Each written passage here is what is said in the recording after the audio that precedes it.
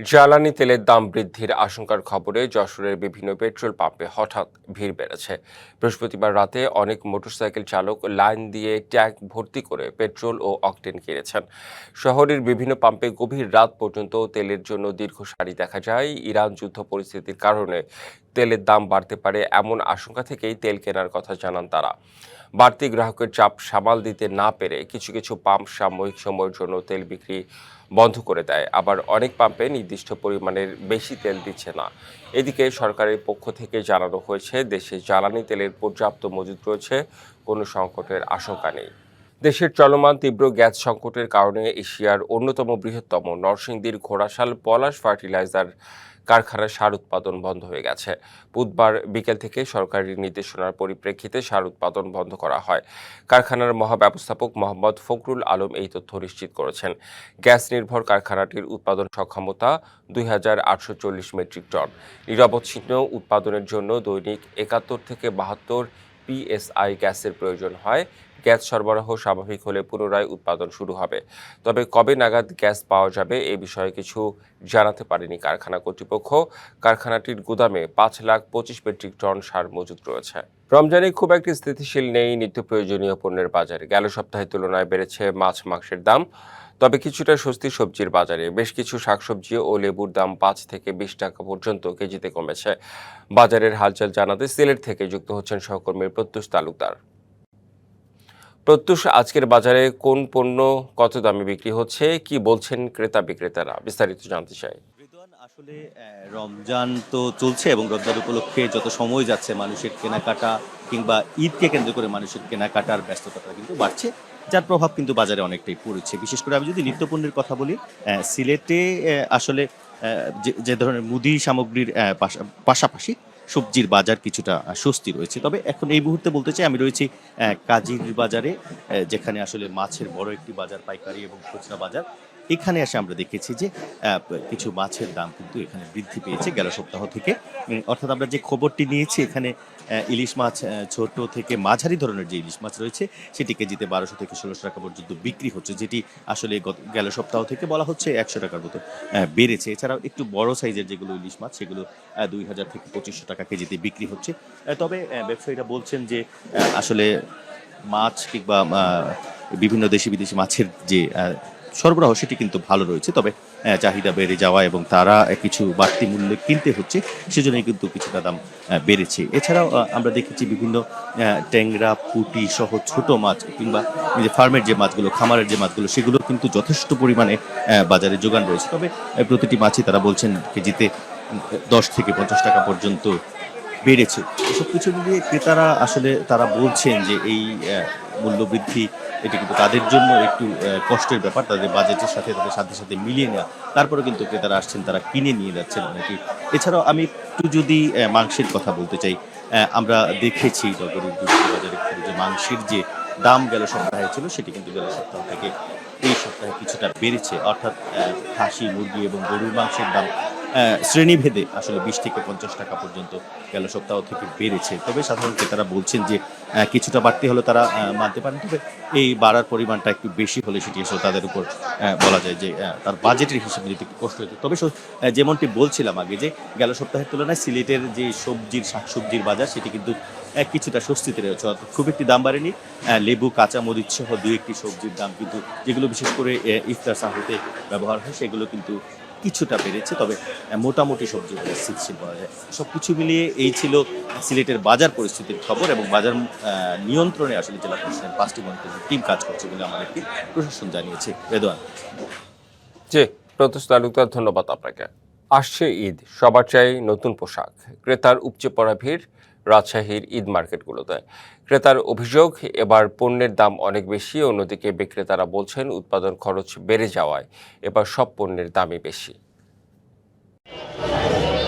এবারের ঈদে সারারা, গারারা, জিপসি, আফগানি পোশাক, ইন্ডিয়ান ও পাকিস্তানি সহ হাজারো রকমের পোশাকে ভরপুর রাজশাহীর দোকানগুলো। তবে ক্রেতাদের অভিযোগ, গেলবারের তুলনায় এবার পোশাকের দাম প্রায় দ্বিগুণ। যতটুকু দেখলাম দাম মোটামুটি অন্য বাড়ি থেকে এবার অনেক বেশি। পাঞ্জাবি দেখলাম বেশ কয়েকটা দোকানে, কিন্তু তুলনামূলক দাম বেশি আমার কাছে মনে হচ্ছে। সব জিনিসপত্র সঠিকভাবেই পাওয়া আছে, অ্যাভেলেবল, কিন্তু দামটা একটু বেশি। গায়ে যে দামটা দেওয়া আছে এর তো কমানোর কোনো সুযোগ নাই, অতিরিক্ত বেশি। বিক্রেতারা দাম বেশির কথা স্বীকার করে বলছেন উৎপাদন খরচ বেড়ে যাওয়ায় তারা পাইকারিতেই কিনছেন বেশি দামে। পাকিস্তানের জর্জেট সিল্ক এগুলো আসছে, ইন্ডিয়ান কিছু আসছে, মহীশূরের সিল্ক আসছে। দামি ড্রেস যে আমরা নিয়ে আসছি, কাস্টমার সেভাবে চাহিদা নাই। যেখান থেকে নিয়ে আসছি তারাই হলো ওখান থেকে দাম বেশি ড্রেসের, এখানে এসে তো আমাদের দাম বেশি কোনো সিস্টেম নাই। প্রত্যেকটা জিনিসের কস্টিং খরচ বেড়ে গেছে, এই কারণে দাম বাড়তে। তবে এত কিছুর পরও রাজশাহীর নামি দামি শোরুমগুলোতে জমে উঠেছে বেচাকেনা। আমাদের ক্রেতা সমাগম মোটামুটি আস্তে আস্তে বাড়ছে। আর যেহেতু সামনে একটা উইকেন্ড আছে, বৃহস্পতি শুক্র শনি সাধারণত আমাদের সেল একটু ভালো হয়, তো আমরা আশা করছি সামনে আরও আমাদের একটু ভালো সেল আমরা আশা করছি। ব্যবসায়ীদের আশা এবারের ঈদে গত বছরের তুলনায় বেচাকেনা ভালো হবে। Sourav Habib, DBC news, Rajshahi. রমজানে বরিশাল নগরীতে জমে উঠেছে ইফতার সামগ্রীর বেচাকেনা, বাহারি আয়োজন আর সুস্বাদু খাবারের পসরা বসেছে বাজারে। তবে দ্রব্যমূল্যের ঊর্ধ্বগতিতে কিছুটা বর্ণহীন নিম্ন আয়ের মানুষের ইফতার।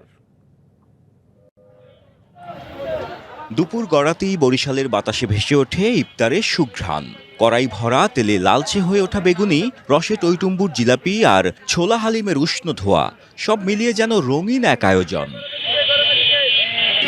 চকবাজার, সদর রোড, নথুল্লাবাদ কিংবা নতুন বাজার সবখানেই ব্যস্ততা, হাকডাক আর ক্রেতাদের ভিড়। বাচ্চারা তো চিকেন ফ্রাইটা পছন্দ করে, চিকেন ওখানে কাবাব আছে ওটা পছন্দ করে, এর জন্য আমার প্রাইজ মনে হচ্ছে আমার কাছে কত বছরের মতনই। এখানে হালিমটাই আমার ভালো লাগে, তাই জন্য হালিমটা নিলাম। আর এবার দেখলাম এখানে তেহারিও আছে, তো তেহারিও নিলাম। বিক্রেতাদের চোখেও আশা, সারাদিনের প্রস্তুতি, আয় ব্যয় আর নতুন পণ্যের পরিচিতি সব মিলিয়ে এ মাসেই যেন তাদের স্বপ্নের হিসাব মেলে।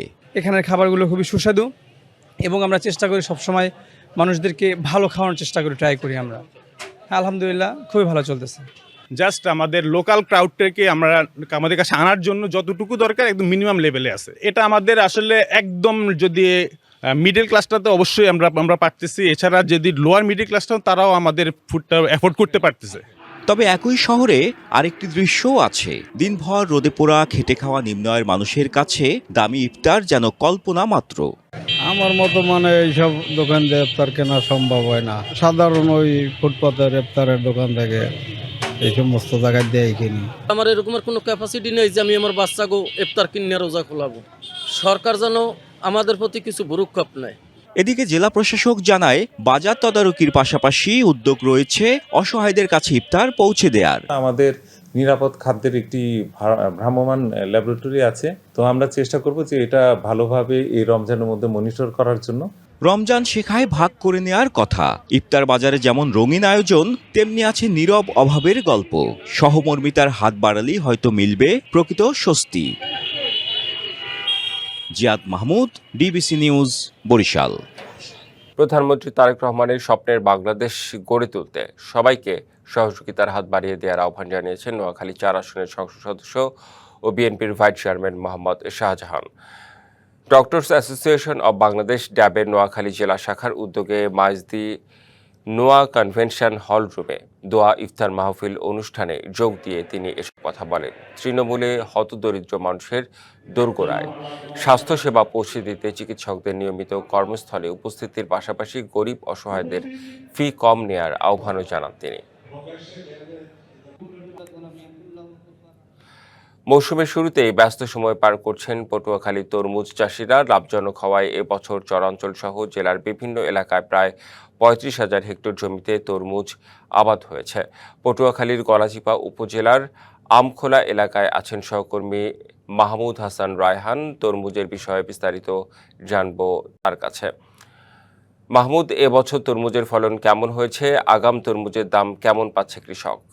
আমি এখন রয়েছি পটুয়াখালীর যে আমখোলা ইউনিয়নের যে বসুরি ঘাট যেখানে রয়েছে, এখানে কিন্তু পটুয়াখালীর যে তরমুজের যে সবচেয়ে বেশি যে ঘাট, যেখান থেকে বিভিন্ন চর এলাকা থেকে তরমুজ এখানে এসে থাকে এবং এখান থেকেই কিন্তু দেশের বিভিন্ন প্রান্তে যেয়ে থাকে। আপনারা জানেন যে পটুয়াখালীতে এবার 35,000 হেক্টর জমিতে এবার তরমুজের চাষ হয়েছে, যা বিগত বছরের চেয়ে 7,000 হেক্টর জমির বেশি রয়েছে। আমি এখন যদি আপনাদেরকে দেখাই যে বিভিন্ন এলাকা থেকে যে তরমুজগুলোর যে ট্রলারগুলো যে এখানগুলো এসে থাকে এবং এখানে এসে কিন্তু আপনারা দেখছেন যে ঘাটের এখন যে তরমুজগুলো রয়েছে এগুলো কিন্তু দরদাম চলছে। হ্যাঁ, এখনই কিন্তু পাইকাররা কিনে তারপর দেশে বিভিন্ন প্রান্তে নিয়ে যাবে। তবে সকাল দিকে আমরা এখন দেখছি যে ট্রলারগুলোর সংখ্যা খুবই কম, কারণ আপনারা জানেন যে সকাল থেকে তারা কিন্তু ক্ষেত থেকে এই তরমুজগুলো কিন্তু কাটতে থাকবে এবং এগুলো তখন বিকেল বা সন্ধ্যার দিকে এখানে কিন্তু আসতে থাকবে। এবং এখানে আমরা দেখছি শত শত ট্রলার তারা কিন্তু এই ঘাটে দাঁড়িয়ে রয়েছে এখানে এই তরমুজগুলো পরিবহন করার জন্য। এবং এই তরমুজগুলো পরিবহনের সাথে কিন্তু শ্রমিকদের যারা প্রতিদিন এই ঘাটের যে তরমুজগুলো ট্রলার থেকে ট্রাকে উঠিয়ে থাকেন তাদের কিন্তু একটি সম্পৃক্ততা রয়েছে। এখানে প্রায় হাজার হাজার শ্রমিক এখানে এই ট্রাকের সাথে এই ট্রলারের সাথে এইটার সাথে তারা কিন্তু এই জড়িত রয়েছে।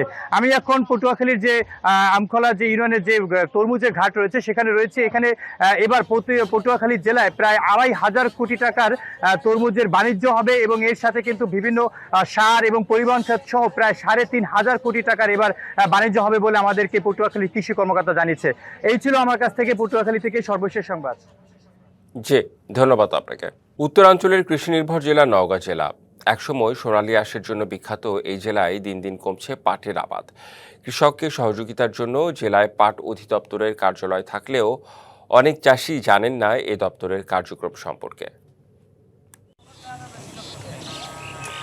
এক সময় সোনালী আঁশের জন্য খ্যাত ছিল নওগাঁ, কিন্তু গত এক দশকে জেলায় পাটের আবাদ কমেছে প্রায় 56%।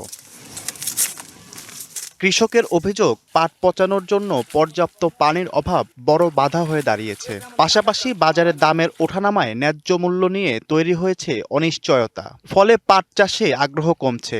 বিগত 2 বছর আগে পাটের যে দাম ছিল ওইরকম থেকে লস খেয়ে যাবে, কারণ এবার সব খরচা বেশি। আমি বীজ পাই না, সার ফসফেট পাই না, হয়তো খরচ বেশি। আপনার ডুবানোর জায়গা যাই আমার আছে, কিন্তু আমি সহায়তা পাই না। পাট চাষিদের জন্য যে প্রণোদনা দেওয়া হয় বা যে সহযোগিতা দেওয়া হয়, এটা যদি সঠিক কৃষক বা সঠিক যদি পাট চাষির কাছে পৌঁছায় তো আমরা নিশ্চিত যে কৃষক তা বাস্তবায়ন করবেন। জেলায় বেশি পাট চাষ হওয়ায় 3টি উপজেলায় রয়েছে পাট অধিদপ্তরের কার্যালয়। পাট চাষে উদ্বুদ্ধ করা ও প্রণোদনা দেওয়ার কথা থাকলেও অনেক চাষি জানেন না এ বিষয়ে। এ যাবত মধ্যে একদিনে 1 টাকাও পাইনি, কোনো সহায়তা পাইনি, পাটের বিচুও পাইনি। পাট বোনাও বন্ধ করে দিচ্ছি এখন শেষ পর্যন্ত লাস্টে। বাংলাদেশে প্রকৃত কৃষকদের যেটা ফ্যাসিলিটি মানে যেটা সুবিধা পাওয়ার কথা, এটা কৃষকের আমরা পাচ্ছি না। কৃষি কর্মকর্তাদের আশা, বরাদ্দকৃত সহায়তা কৃষকের হাতে পৌঁছালে আবারও বাড়তে পারে পাটের আবাদ। গত বছর আমাদের পাট ছিল 3,410 হেক্টরে, এবারেও সরকারের প্রণোদনা রয়েছে। আমরা 800 জন কৃষককে প্রণোদনা দিব।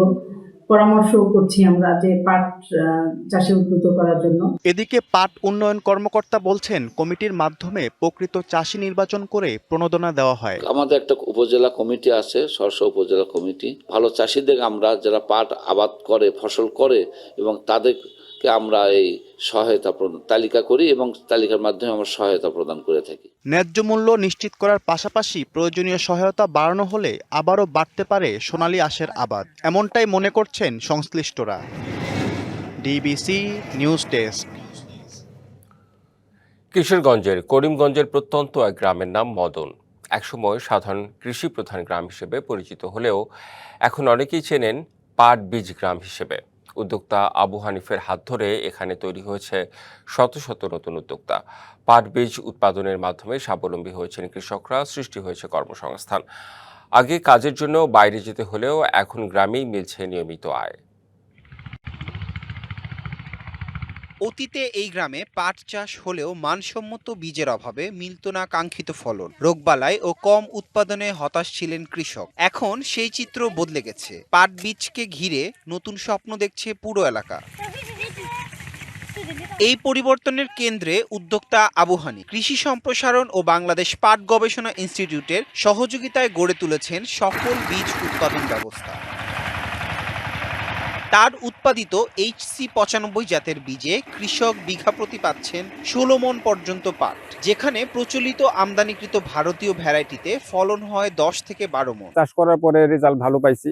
এখান থেকে অর্ধেকটা বীজ আমার নিজের খামারে প্রয়োগ করছি, আর বাকি অর্ধেকটা আমি বিক্রি করে দিছি আশেপাশে কৃষকের কাছে। বীজের উৎপাদন ভালো দেখা এমন চাষিরাও মানে খুশি। আগে বীজ আনতে ও বিক্রি করতে দূরে যেতে হতো, এখন পাইকাররা সরাসরি গ্রামে আসায় সময় ও খরচ কমছে। এছাড়া সেচ, সার, শ্রমিক কম লাগায় বাজারেও চাহিদা ভালো। পাট বীজ আপনার এগুলি অনেক জায়গা নিয়ে যেতাম, আর এখন পাট বীজ নিয়ে যেতে হয় না। এখন আমাদের এলাকা মদন গ্রামে এন থেকে নিয়ে যায়। আমাদের এই গ্রামটার নাম মদন, কিন্তু বর্তমানে আসলে পাট বীজ গ্রাম বলে এটাকে সবাই আলাদাভাবে চিনে। আর দূর দূরান্ত থেকে বলতে গেলে আপনার ধরেন সিলেট, খুলনা, বাগেরহাট এইসব অঞ্চলে মানুষ বেশি আছে। মদন গ্রামটিকে এখন সবাই চিনে পাট বীজ গ্রাম হিসেবে। আবু হানিফের হাত ধরে 2 শতাধিক উদ্যোক্তা তৈরি হয়েছে। বীজের গুণগত মান ভালো হয় দেশের বিভিন্ন অঞ্চলে যাচ্ছে এ অঞ্চলের বীজ।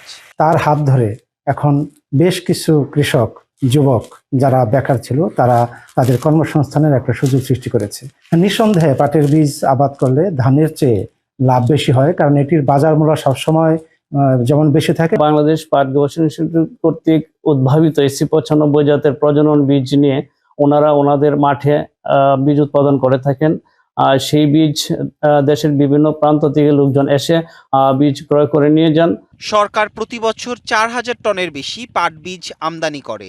HC95 জাতটি সরকারি উদ্যোগে সম্প্রসারণের আওতায় আনা গেলে কমবে আমদানি নির্ভরতা, বাড়বে উৎপাদন। DBC news desk.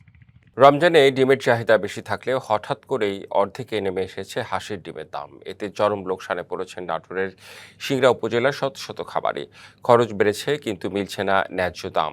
রমজান শুরু থেকে পাইকারি বাজারে হাঁসের ডিমের দাম প্রতি পিস 15 থেকে 17 টাকা থেকে নেমে এসেছে 9 থেকে 10 টাকায়। এমন দরপতনে দিশেহারা খামারিরা বলছেন, গত 20 বছরের মধ্যে এবছর সবচেয়ে বেশি লোকসানে পড়েছেন তারা। সিংড়া হাটে হ্যাচারির বড় ডিম বিক্রি হচ্ছে 10 থেকে 11 টাকা পিস, আর ছোট ডিম 8 থেকে 9.5 টাকা। পাইকারি ব্যবসায়ীরা জানান, বাজারে এমন পোলট্রি ডিমের আমদানি বেশি, দামও কম, ফলে হাঁসের ডিমের চাহিদা কমে গেছে। চলন মিলিয়ে ছোট বড় মিলিয়ে প্রায় 1500 হাঁসের খামার রয়েছে। খামারিরা চান বাজার নিয়ন্ত্রণে কার্যকর উদ্যোগ নেবে সংশ্লিষ্ট কর্তৃপক্ষ, যাতে লোকসান পুষিয়ে আবার ঘুরে দাঁড়াতে পারেন তারা। এদিকে উপজেলা প্রাণী সম্পদ কর্মকর্তা জানান, খামারিদের প্রয়োজনীয় পরামর্শ দেওয়া হচ্ছে।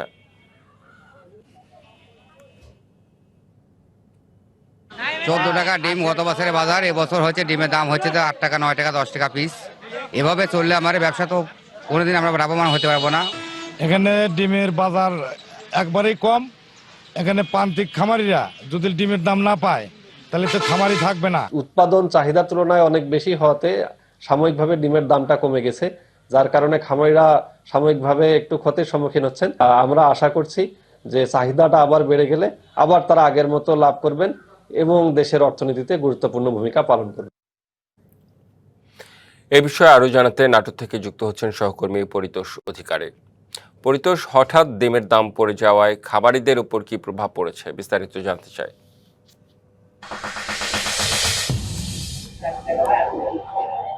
রেদওয়ান, হঠাৎ করেই যে ডিমের দাম পড়ে গেছে, এতে তো খামারিরা যে হাঁসের যে খাবার কিনতে হয় বাজার থেকে, সেই উচ্চ মূল্যে যে পণ্যগুলো কিনছেন, হাঁসের খাবার কিনছেন, সেই খরচটা পুষিয়ে তারা কিন্তু একেবারে লাভ করতে পারছেন না, বরং কোনো কোনো ক্ষেত্রে দেখা যাচ্ছে তাদের ব্যাপক লোকসান হচ্ছে। এই অবস্থায় তারা কিন্তু একেবারে ভেঙে পড়েছে, তারা দিশেহারা হয়ে যাচ্ছে, তারা হাঁস বিক্রি করে দেওয়ার মতো সিদ্ধান্ত নিচ্ছে, হয়তো খামার আর চালাবে না এমন সিদ্ধান্ত কিন্তু তারা নিচ্ছে। আমরা গতকালও যে বাজারটা দেখেছি, আজকে কিন্তু সেখান থেকে একেবারে খুচরা পর্যায়ে যেখানে বিক্রি হয় সেখানে কিন্তু চিত্রটা একটু অন্যরকম। এখানে আজকে প্রতি পিস ডিম বিক্রি হচ্ছে 12 থেকে 13 টাকা পিস হিসেবে, কিন্তু এই যে মধ্যস্বত্বভোগী বা মাঝখানে যে গ্যাপটা রয়েছে, এই গ্যাপটা পূরণের জন্য সরকারি যে তদারকি কমিটি, বাজার মনিটরিং কমিটি, তারা কিন্তু এই বিষয়টি দেখছে না।